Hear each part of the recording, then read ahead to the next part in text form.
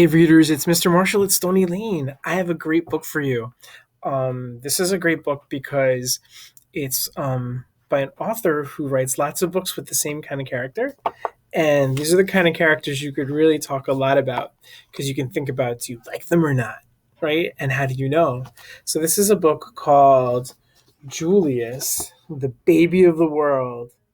So this is from the Lily series, right? And some of the characters, they look like mice, but they're just like people. They do some of the things that people do. So let's enjoy this book. It says these are for the baby. So you could tell this book is going to be about something about babies. Ready? Before Julius was born, Lily was the best big sister in the world. She gave him things, she told him secrets, and she sang lullabies to him every night.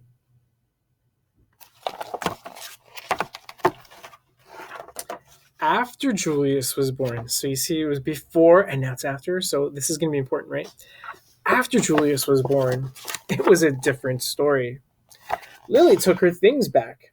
She pinched his tail, and she yelled insulting comments into his crib. Look at the pictures. The pictures really help to tell the story in Kevin Henkes' books, right? Here she's taking her toys back, and she's saying, "These are mine." Look at all the things that she's doing in the picture. "I am the queen," said Lily, "and I hate Julius." What a shame, right?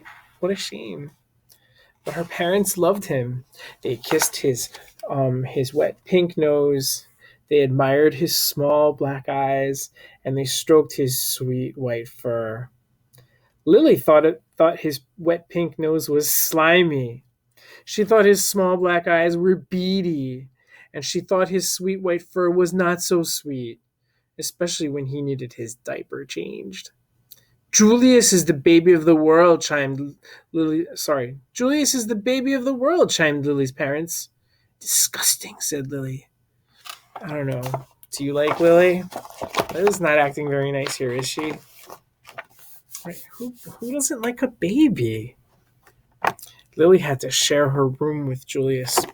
That's making me think that there's going to be more reasons why she's upset with him, right? She had to share her room with Julius. After Julius goes away, do I get my room back, she asked. Julius isn't going anywhere, said Lily's mother. And he didn't. He stayed and stayed and stayed. Look at that. The sign says royalty only.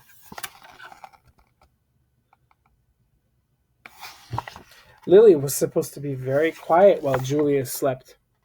After Julius goes away, can I talk like a normal person again? She shouted. Julius isn't going anywhere, said Lily's father. And he didn't. He stayed and stayed and stayed. Do you hear how it's the same as the page before? That must mean that it's important. Do you see this picture? She doesn't look like she's trying to be quiet. Look at these pictures here. Let's see what happens. Let's keep going. We want Julius to grow up to be as extraordinary as you, said Lily's mother. So we must tell him constantly how beautiful he is and how much we love him. When no one was looking, Lily had her own idea. Look, in this picture up here, it says, "We love you, Julius. You're beautiful, Julius." She had her own idea. She said, "I hate you. You're ugly. What a terrible thing to say." We want Julius to grow up to be as clever as you, said Lily's father. So we must sing him his numbers and letters whenever possible. Take a look at this. They're singing to him A, B, C, D, E, F, G. 1, 2, 3, 4, 5. They're helping him learn, right? But look what she's doing. 3, 8, 1, 5, 9, 6. A, J, K, Z, B, S, C, H. Whoa. What a bad thing, right? But sometimes what happens in books like this, characters start to learn, right? So hopefully Lily will start to learn soon. Let's watch for that. Lily's parents were more than a bit doubtful. about leaving the two of them alone together. Lily tried to frighten Julius with her nifty disguises. She learned magic and tried to make him disappear. And when that didn't work, she simply pretended that he didn't exist. Poor Julius, right? Poor Julius. Over here, she's pretending that he doesn't exist. She's saying, "Baby? What baby? I don't hear anything." Lily spent more time than usual in the uncooperative chair. Uh-oh. Looks like she's a lot of time out going on, right? That's probably making her feelings worse, right? She probably is feeling even worse about her baby brother. Lily's parents showered her with hugs and kisses and treats of all shapes and sizes. That's really nice. It sounds like her parents are really nice people or mice or whatever, because even though Lily's acting this way, they're being really good to her, aren't they? They even let her stay up 15 minutes later every night. It didn't matter. Nothing worked. "I am the queen," said Lily, "and I hate Julius." But her parents loved him. They kissed his wet pink nose, they admired his small black eyes, and they stroked his sweet white fur. "Julius is the baby of the world," chimed Lily's parents. "Disgusting," said Lily. So nothing's changed, right? Nothing's changed so far. Doesn't look like Lily's learned her lesson yet, right? It just sounds like it keeps happening. So let's see if it keeps happening more. Lily's parents were amused when Julius blew a bubble. "Can you believe it?" they exclaimed. But if Lily did the exact same thing, they said, "Lily, let's mind our manners, please." Lily's parents were dazzled when Julius babbled and gurgled. "Such a vocabulary," they exclaimed. But if Lily did the exact same thing, they said, "Lily, let's act our age, please." Because it's really great if a little baby does that, but when a big girl does that, that's really not right, right? Lily's parents were amazed when Julius screamed. "What lung capacity!" they exclaimed. But if Lily did the exact same thing, they said, "Lily, let's restrain ourselves, please." Boy, it sounds like Lily's going through a hard time, right? Even though she's being mean, I kind of feel a little bit sorry for her, don't you? Because she just can't seem to figure it out, right? That's got to be hard. One morning, while Lily was busy playing opera, her mother said, "Why don't you go put some of that verbal exuberance to good use? Why don't you tell Julius a nice story?" "He's too little to understand a story," said Lily. "He can understand it in his own way," said Lily's mother. "Okay," said Lily, smiling. So do you think this is going to go well? Is she going to tell a nice story? Let's see. "Julius, the germ of the world. By me," said Lily. "Once upon a time," said Lily, "there was a baby. His name was Julius. Julius was really a germ. Julius was like dust under your bed. If he was a number, he would be 0. If he was a food, he would be a raisin. 0 is nothing. A raisin tastes like dirt. The end," said Lily. The story earned her 10 minutes in the uncooperative chair. Boy, it's like she just never learns, right? Lily warned her friends Chester and Wilson and Victor about babies. "Trust me, they're dreadful," she said. She warned strangers about babies too. "You will live to regret that bump under your dress," she said. Lily ran away 7 times in one morning. "I'm really leaving this time," she called. "Who knows where they'll find me?" That same afternoon, Lily had a tea party, and everyone came. Everyone but Julius. "His invitation must have been lost in the mail," she explained. Boy, what a shame. Lily had glorious dreams about Julius, but look at that glorious dream. Oh, and ghastly nightmares too.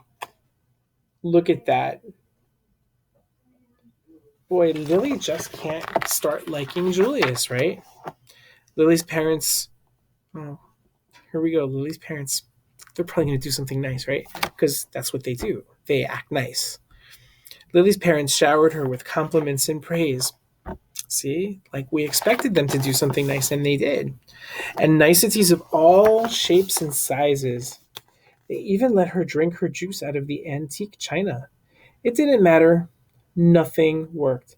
Look at this picture. Look at this picture.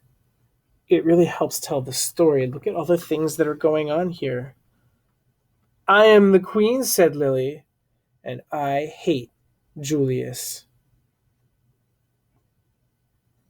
But her parents loved him. They kissed his wet pink nose, they admired his small black eyes, and they stroked his sweet white fur. Julius is the baby of the world, chimed Lily's parents. Disgusting, said Lily. So we heard that same thing a bunch of times. It's got to change sooner or later. She's got to learn her lesson, doesn't she? When Lily's mother felt up to it, she planned a festive celebration in honor of Julius. Look at that. Look at all those guests. All the relatives came. There was quite a spread. What's the big deal, said Lily. Haven't they all seen a silly lump before? Apparently not. All afternoon the relatives hovered over Julius. They kissed his wet pink nose. They admired his small black eyes, and they stroked his sweet white fur.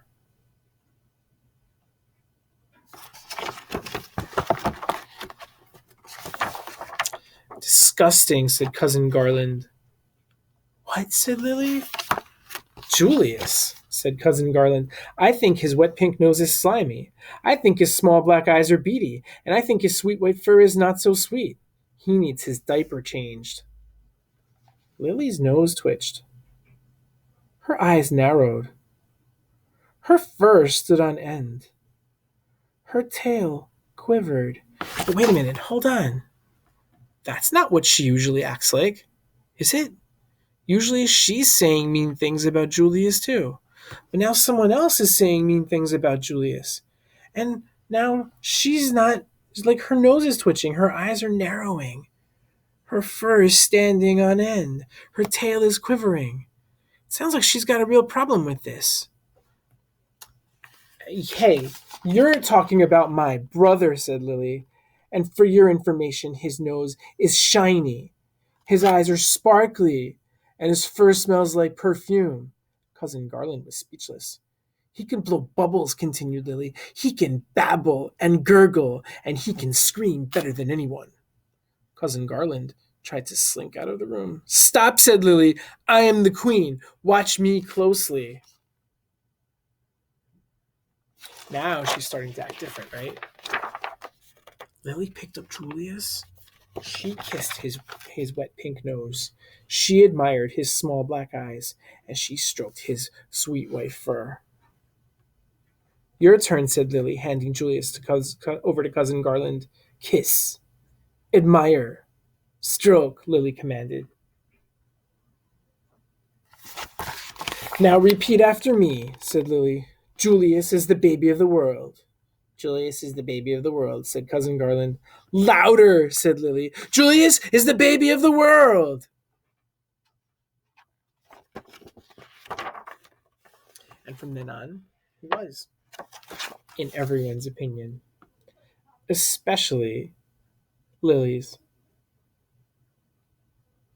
And that is the end.